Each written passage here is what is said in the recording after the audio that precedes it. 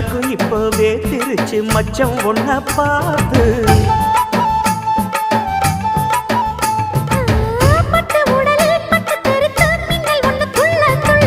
வெக்கம் துடிக்க விளக்கணைக்க ஜன்னல் கண்ணை மூடிக்கொள்ள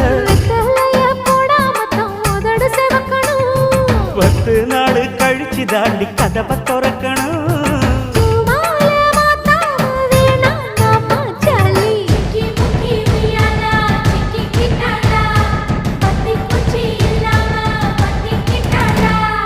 மச்சாங்கிட்ட முந்தானைய தந்து வப்பாளா